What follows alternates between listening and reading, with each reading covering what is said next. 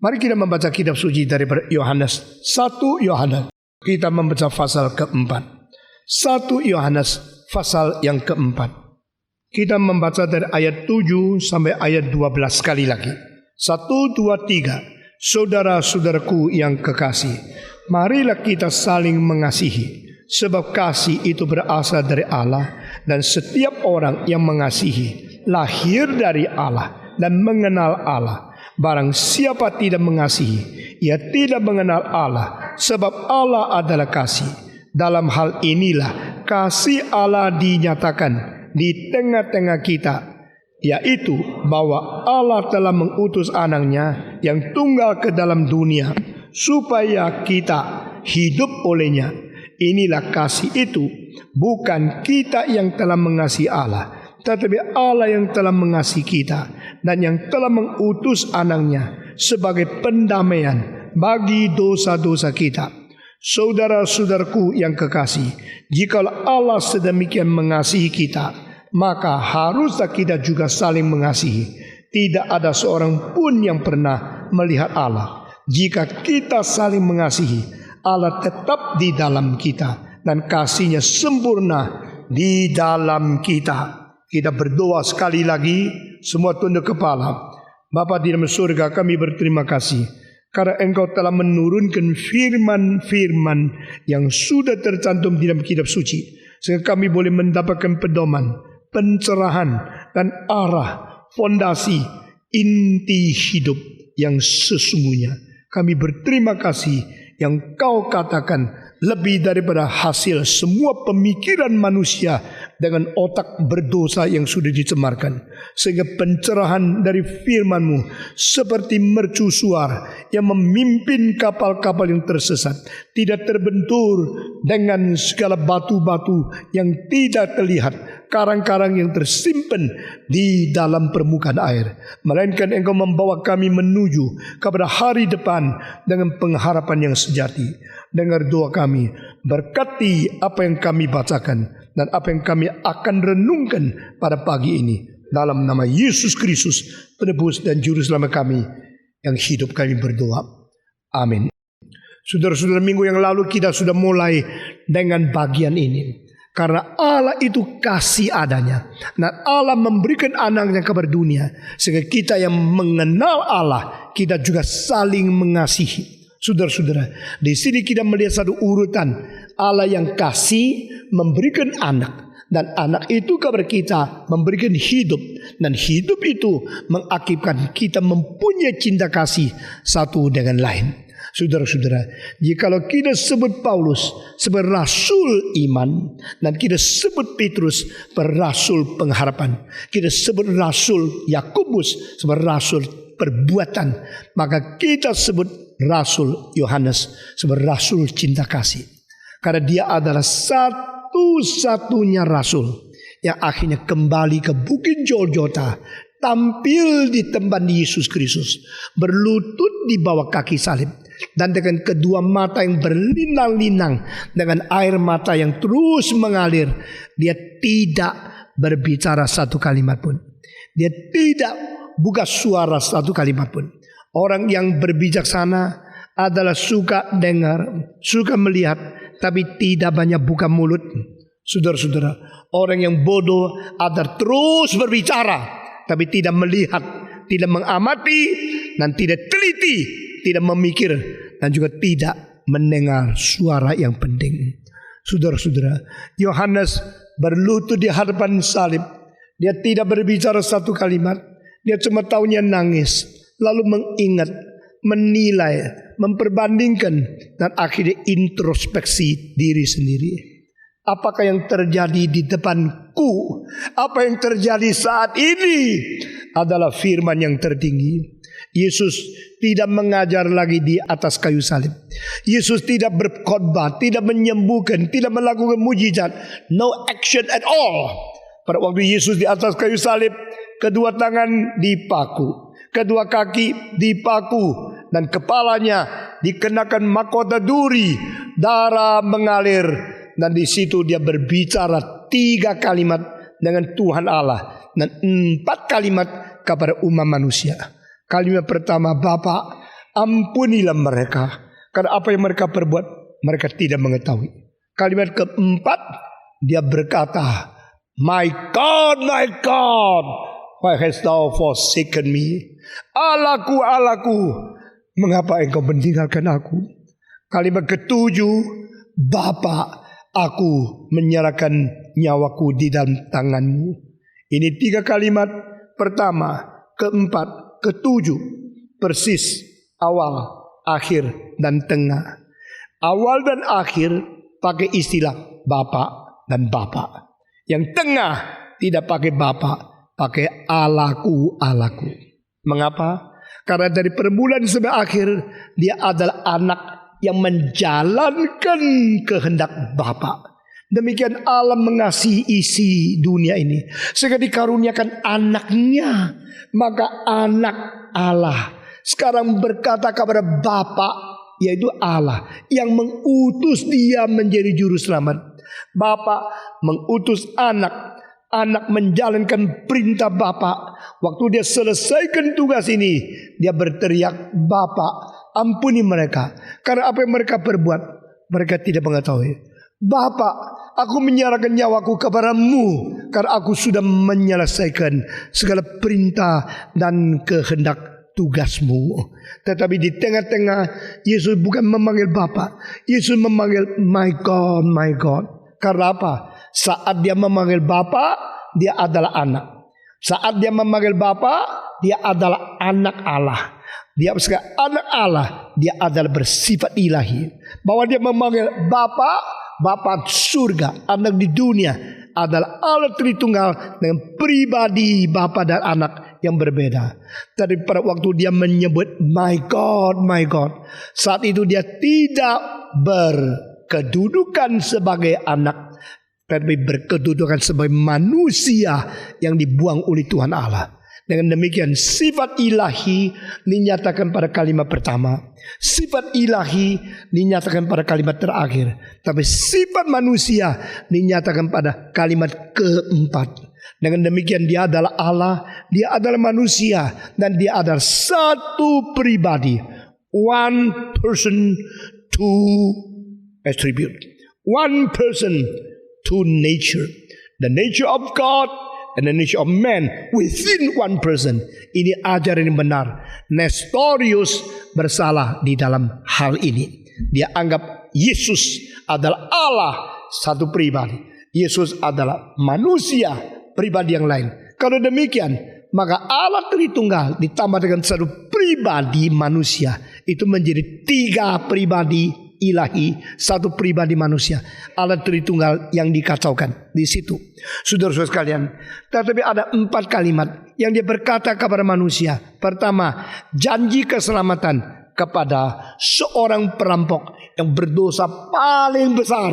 Kedua, dia menyuruh manusia mengingat orang tua, dan dia serahkan ibunya kepada Yohanes, supaya Yohanes, lihatlah ibumu, dan kepada Maria, lihatlah anakmu.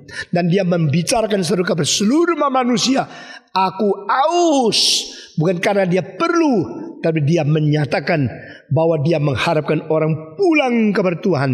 Dan terakhir, Yesus juga mengatakan satu kalimat, sukseslah, sudah sukseslah, sudah selesaikan, memberikan satu kemenangan kepada seluruh umat manusia, bahwa anak Allah sudah membuka pintu surga, sudah menghentikan kuasa setan, dan sudah boleh mengampuni segala dosa, dan mengembalikan hati Allah Bapa untuk mengampuni segala dosa manusia yang datang kepada Dia. Cinta kasih Allah dinyatakan di atas kayu salib, di atas Golgota seperti ini. Maka ini dimengerti hanya oleh satu orang. Waktu itu Paulus belum bertobat. Waktu itu Yakobus belum mati dan dia tidak naik, dan Bartolomeus dan Filipus dan Andreas dan Petrus tidak kelihatan di atas Golgota. Di atas Golgota hanya satu orang, yaitu penulis daripada 1 Yohanes ini, murid yang paling muda tapi mengerti paling banyak. Saudara-saudara, jangan kira kalau seseorang sudah tua baru mengerti banyak. Saudara-saudara, banyak orang yang muda yang mau belajar, dia mengerti luar biasa banyaknya. Dan Yohanes dia kembali ke Golgota. Di sini dia mengerti kasih lebih dalam dari siapapun di dalam dunia. Minggu lalu saya berkata, pengaruh Yohanes lebih besar dari pengaruh Aristotle. Pengaruh Yohanes lebih besar dari pengaruh Plato, lebih besar dari pengaruh Socrates, karena mereka hanya memikirkan tentang Allah dari pikiran manusia yang sudah jatuh di dalam dosa. Tapi Yohanes tidak. Yohanes menerima langsung wahyu daripada Allah, pengajaran dari Yesus Kristus, dan terakhir dengan kedua mata di atas kepala dia sendiri, dia melihat bagaimana Yesus mati di atas kayu salib. Yesus bagaimana digantung. Yesus bagaimana tahan. Yesus bagaimana sabar.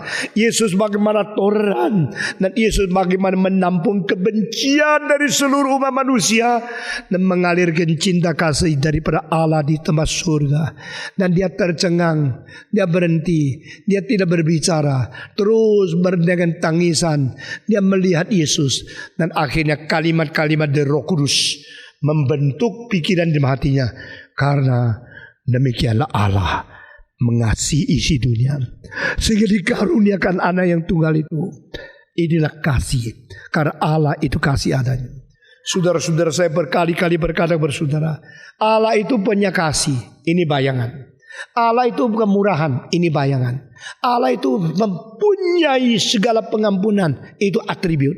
Agama apapun tidak pernah mungkin mengeluarkan kalimat seperti ini. Allah itu kasih adanya. Semua 1, 2, 3. Allah itu kasih adanya. Bukan saja Allah mempunyai cinta kasih, Allah itu adanya dirinya kasih. Not only God has the attribute of love, God not only is God of loving kindness, God himself is love. Ansih di dalam bahasa Jerman. Allah itu adalah kasih itu sendiri. Sehingga kasih itu adalah Allah. Dan bedanya kasih sama Allah dan kasih adalah Allah. Apa? Kasih sama Allah dua hal. Kasih itu adalah Allah. Allah adalah kasih. Ini satu hal. Dan bedanya adalah kasih itu adalah substansi dari ilahi itu sendiri. Love is the substance of God. Love is not only a attribute of God. God love is not only one among the so many moral natures of God.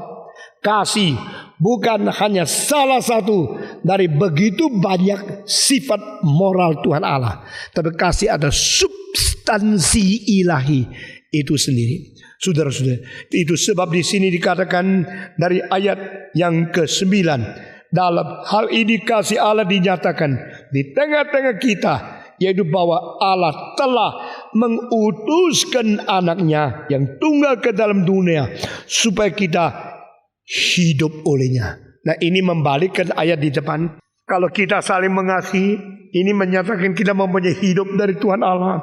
Sekarang di sini kalimat yang ke-9 dikatakan, justru Allah mengasihi kita, maka Allah mengirimkan anaknya supaya kita mempunyai hidup. Nah, saudara-saudara, dengan kasih memberikan anak mati buat kita supaya mempunyai hidup, maka kita mempunyai hidup, baru kita bisa mengasihi dan kita mengasihi satu dengan lain. Ini satu lingkaran yang begitu sempurna.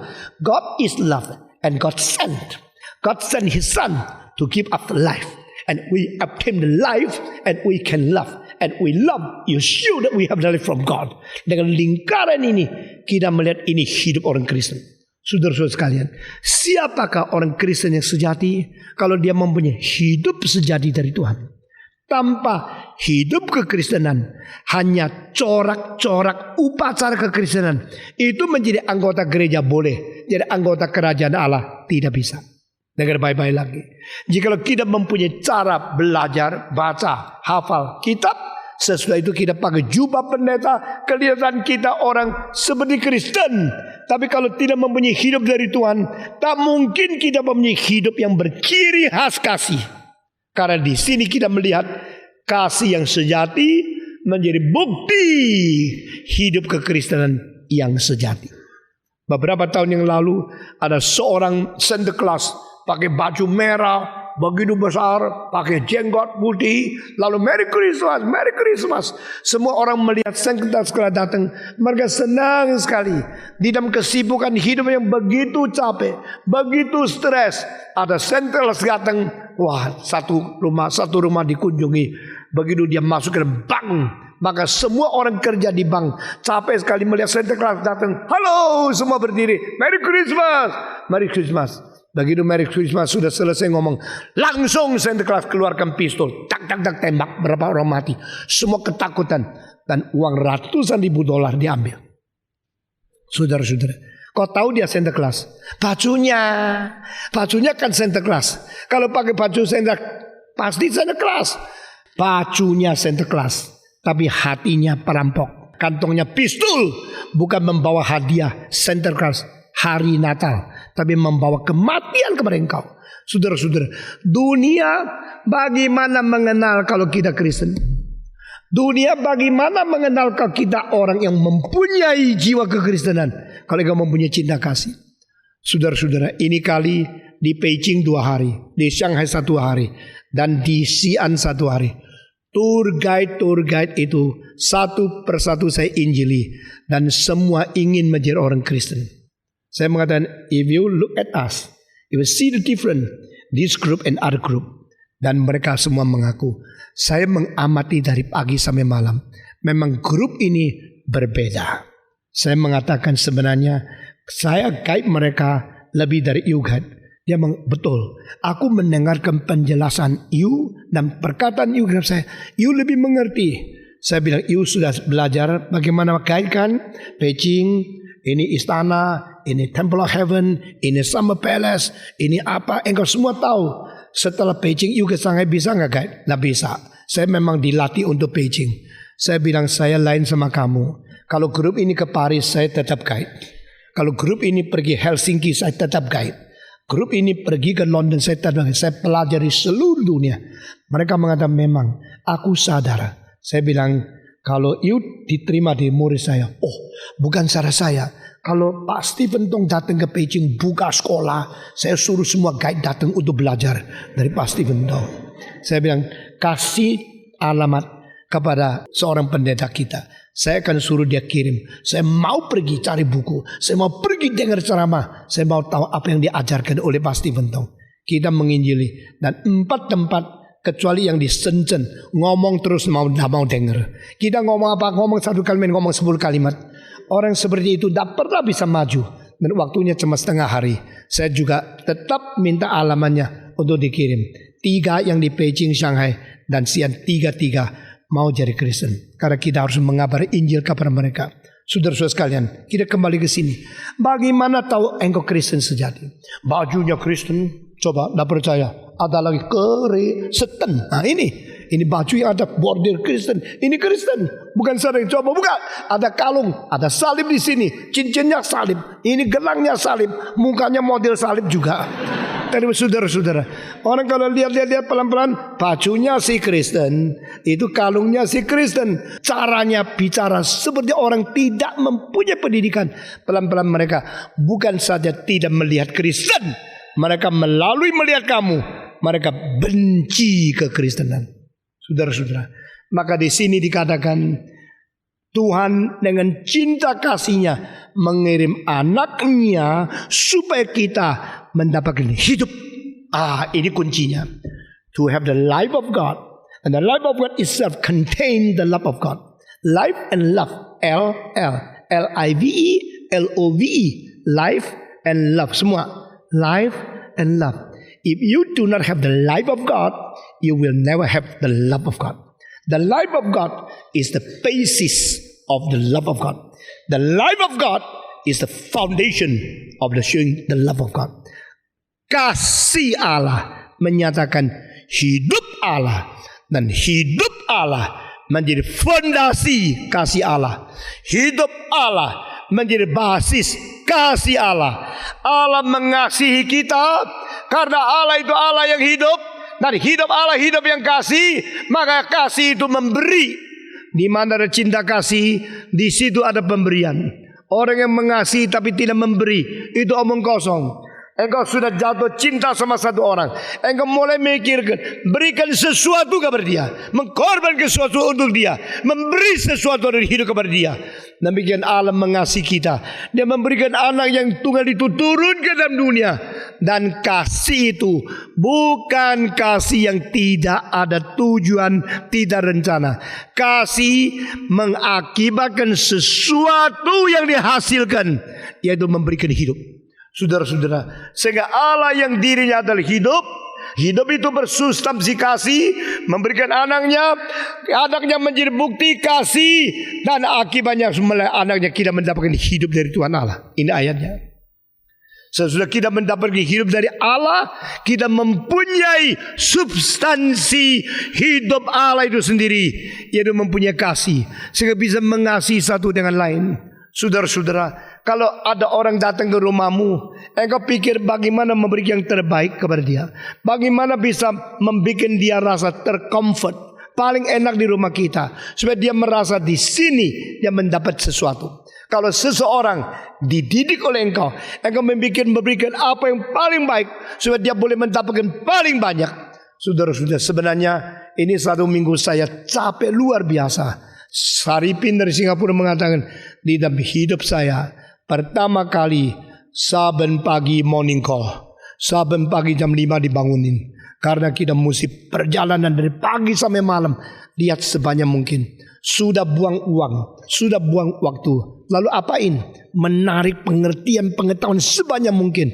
Dan saya berjiwa untuk memberitahu semua yang saya mengerti kepada semua pendeta yang ikut saya, supaya mereka dididik. Di dalam studi dur, mereka dapat banyak berkat, banyak pengertian, banyak hal yang mempengaruhi hidup mereka, sehingga mereka lebih limpah, lebih kaya di dalam pengertian, di dalam pengetahuan dan bijaksana. Saudara-saudara, love is to give, and to give yourself. To give is to sacrifice yourself, to deny yourself in order to make others obtain more and more. Itu cinta kasih. Seorang ibu yang mengasihi anak, yang memberikan waktunya, memberikan hidupnya, memberikan pengetahuannya, memberikan uangnya, memberikan segala sesuatu yang ada pada diri, supaya aku makin rendah, makin kurang, tidak apa-apa, asal kamu makin tambah, makin maju.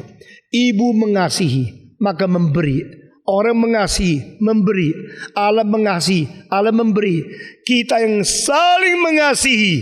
Saya mau tanya, engkau memberikan apa kepada orang lain? Engkau menginginkan orang lain mendapatkan apa? Engkau mempunyai satu hasrat supaya menambah sesuatu untuk memperkayakan orang lain. Jikalau demikian, engkau harus mau mengkorbankan diri, mau menyangkal diri. Maka di sini katakan, Allah memberi anaknya supaya kita mempunyai hidup. Setelah kita mempunyai hidup, kita saling mengasihi. Setelah kita saling mengasihi, bagaimana kita hidup untuk memuliakan Dia dengan mengkorbankan diri. Sekarang kita baca lagi ayat yang ke-9. Dalam hal inilah kasih Allah dinyatakan di tengah-tengah kita, yaitu bahwa Allah telah mengutus anaknya yang tunggal ke dalam dunia, supaya kita hidup olehnya. Ayat 10 semua membaca. 1, 2, 3. Inilah kasih itu, bukan kita yang telah mengasihi Allah, tetapi Allah yang telah mengasihi kita, telah mengutus anaknya sebagai pendamaian bagi dosa-dosa kita. Dan di sini, inilah kasih. What is love? Apakah kasih? Engkau bilang, di mana sih cinta kasih Tuhan? Kalau Tuhan mengasihi saya, mengapa keluarga saya masih ada orang sakit? Kalau Tuhan mengasihi saya, mengapa saya masih mempunyai kesulitan begitu besar? Inilah kasih. Jangan tanya berkat, jangan tanya kesembuhan, hanya mengetahui satu hal saja. Engkau harus mengaku Tuhan mengasihi engkau. Sebelum engkau mengasihi Allah, Allah mengasihi engkau terlebih dahulu. Sebelum engkau bertobat, Yesus mati bagimu terlebih dahulu. Inilah kasih. Tidak usah tanya kesembuhan, tidak usah tanya kekayaan, tidak usah tanya pemberian. Hanya Kristus mati bagimu sudah cukup menyatakan kasih Allah. This is love, nothing more. Tidak perlu lain lagi. Even when I know Jesus died for me, before I know Him, He loved me first. Then that is love. Di sini sangat disimplifikasikan. Sangat disederhanakan oleh Yohanes. Yohanes mengatakan apa itu kasih? Tidak usah banyak bicara. Hanya karena Allah mengutus anak, ini sudah kasih. Jadi kamu mencintai Tuhan lebih dahulu? Tidak. Tuhan yang lebih mencintai kita lebih dahulu. Karena di dalam urutan ini yang mula adalah Tuhan. Kita adalah yang terakhir. Kalau bukan Tuhan mencintai kita terlebih dahulu, kita tidak pernah mengetahui apa itu cinta. Dan kita tak mungkin mengasihi Tuhan. Kalau kita mau mengasihi Tuhan, kita pun tetap harus mengambil kasih Tuhan yang diberikan kepada kita, sebagian dikembalikan kepada Tuhan. Itu namanya mencintai Tuhan. Saudara-saudara, engkau kalau memberikan 200 juta untuk menjadi pembangunan gereja, engkau kira sudah cinta Tuhan? Tapi saya rasa saya kurang cinta Tuhan. Saya akan bikin lagi, menambah lagi, segala sesuatu yang sudah saya koleksi boleh saya berikan untuk memuliakan Tuhan. Kita memberikan kepada Tuhan. Itu karena apa? Kita memberikan sesuatu yang berasal daripada Tuhan memberi kepada kita terlebih dahulu. Nothing is from us. Tidak ada sesuatu yang berasal dari kita sendiri. Saudara-saudara sekalian, seorang bapak membawa permen, kantongan satu plastik, semua permen yang bagus-bagus warnanya, enak-enak dan luar biasa. Itu permen yang paling mahal. Dia bawa pulang karena bungkusan itu plastik, maka dari luar sudah lihat dalamnya apa. Maka seorang anak kecil datang lari kepada papa. Biasa tidak begitu hangat karena biasa plastiknya kembang gula tidak kelihatan. Hari ini papa pulang. Papa bertanya, kamu cinta papa nak? Cinta. Betul-betul cinta. Betul-betul cinta dengan banyak. Waktu dia bilang aku cinta, betul-betul cinta. Ngomongnya aku cinta, matanya lihat permen. Nah saudara-saudara, aku betul-betul cinta papa. Kalau begini, papa juga cinta kamu bukan? Iya, papa cinta aku. Anak kecil itu ngomong terus tapi matanya terus lihat kembang gula yang ada di kantong plastik. Papa cinta saya mau permen dong. Dia jujur. Ini namanya anak kecil. Kalau orang dewasa, saya cinta, tapi ngomongnya lain. Anak minta permen, maka papa bilang, oke, saya kasih permen kepada engkau. Engkau cinta papa tidak? Cinta. Lalu permen dikasih berapa biji, dia dapat permen, taruh di kantong lagi. Dia kasih lagi, taruh kantong. Sudah selesai, dia pergi. Pak banyak ya. Banyak. Tapi saudaramu juga banyak kan?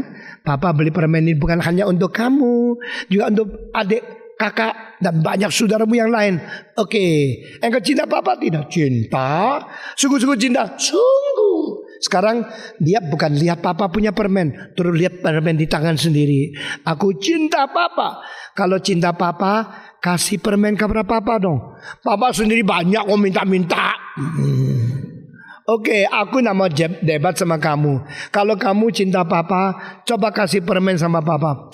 Papa ya minta permen. Papa kan banyak. Ya pokoknya papa minta kalau kamu cinta papa, kasih papa permen. Mama bilang kalau barang sudah kasih orang tidak boleh diminta lagi. Papa masih tidak bertanya dengan mama ngomong ya. Nah, papa tidak mau debat lagi. Pokoknya papa kasih permen, mama ngomong apa. Sekarang saya sekali lagi, kamu cinta papa? Sudah bilang cinta ya cinta. Kalau cinta kasih permen dong. Papa ya, papa. Saya tadi mau minta lagi kok sekarang minta kembali. Pokoknya kalau cinta papa, kasih papa permen. Ya oke lah. Dia cari yang paling kecil ya. Di antar kantong dicari yang paling kecil. Kalau kasihkan papa. Sudah kasihkan papa, papa ambil dia tarik-tarik. Sudah diambil papa, dia lega karena sudah cinta papa. Tanda petik cinta papa. Lalu dia pergi lari kepada kakak-kakaknya. Pak, kepada papa. Pak, aku cari kakaknya.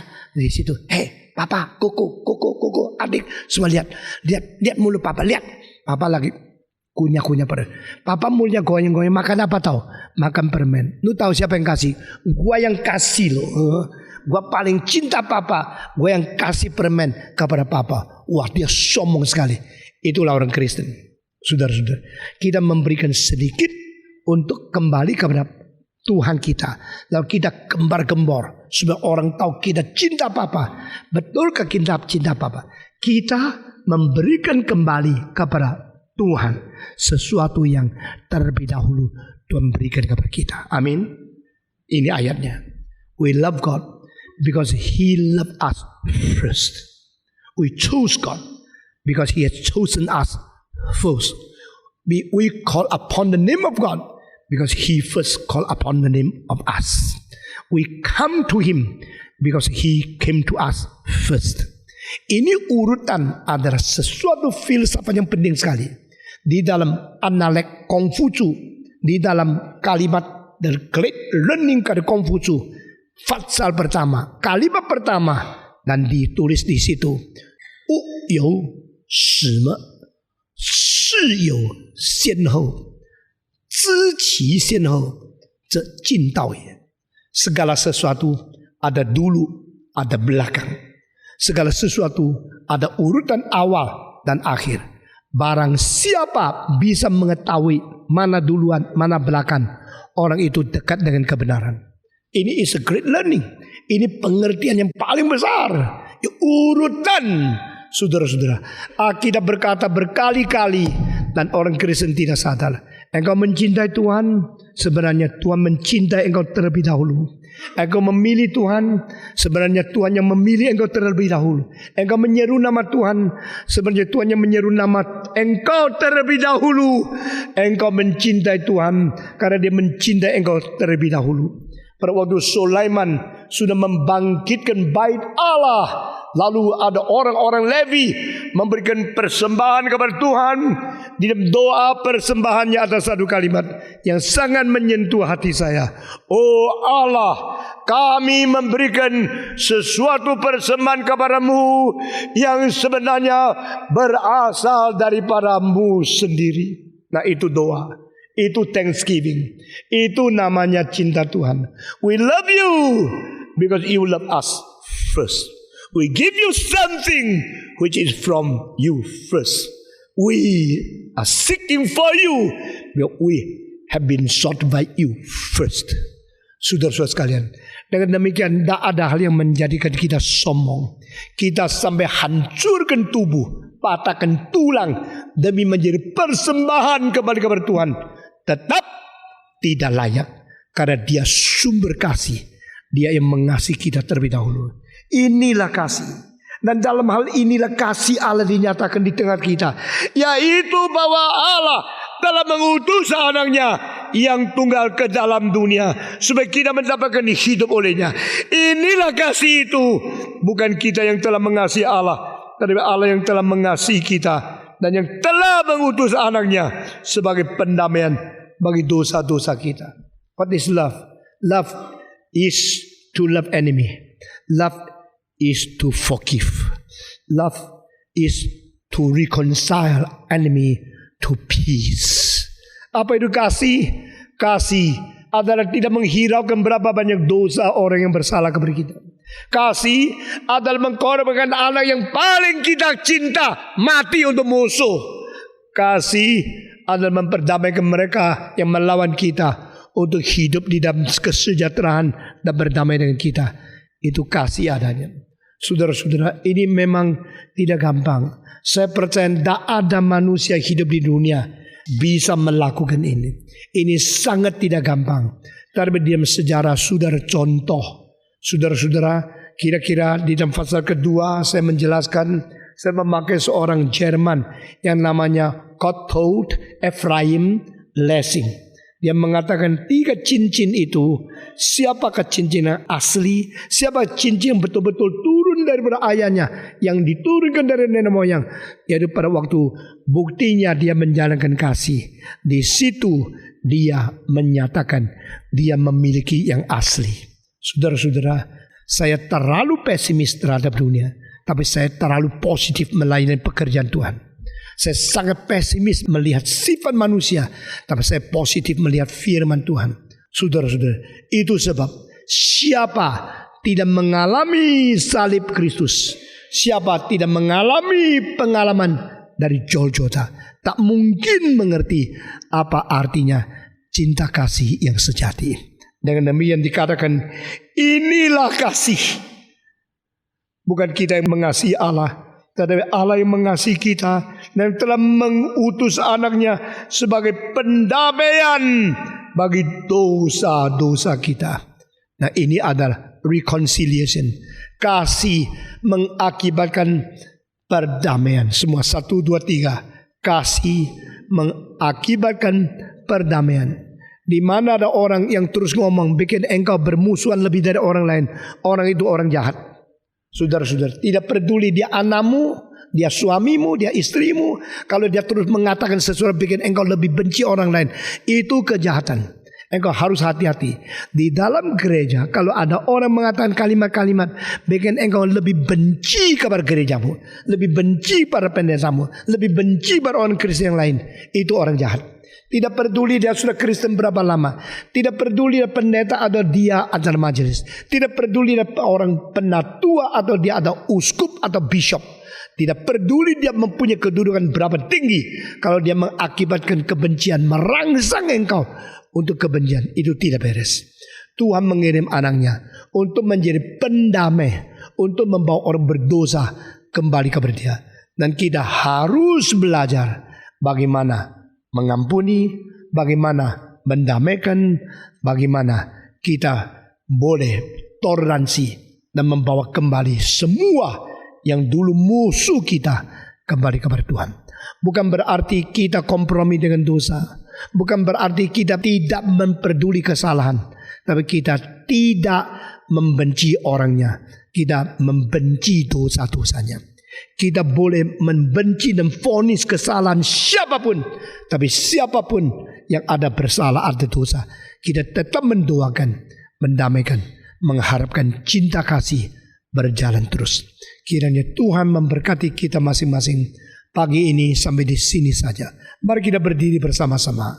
Mari kita berdoa bersama-sama. Minta Tuhan memberikan pengertian, kesadaran, dan menambah kekuatan kita untuk mengetahui bagaimana mengasihi dan hidup, menyatakan kehidupan dari Tuhan di dalam Kristus. Mari kita berdoa bersama-sama. Semua buka suara berdoa. Mari kita berdoa. Bapa di dalam surga, kami berterima kasih untuk cinta kasih yang sudah Tuhan nyatakan di dalam Kristus, yang terlebih dahulu mengasihi kami dan membuat kami orang mengerti cinta Tuhan. Kami berterima kasih kira Engkau bekerja di tengah kami. Berkati kami, nyatakan kuasa dan kemuliaan di tengah kami, dan Engkau tidak meninggalkan kami.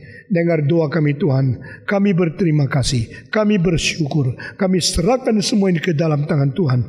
Berkatilah kami, belajar untuk mengasihi, belajar untuk mendamaikan, belajar untuk mengkorbankan diri, menyangkal diri, sehingga kasih menjadi sempurna di dalam hidup kami masing-masing. Dalam nama Yesus Kristus kami berdoa. Amin.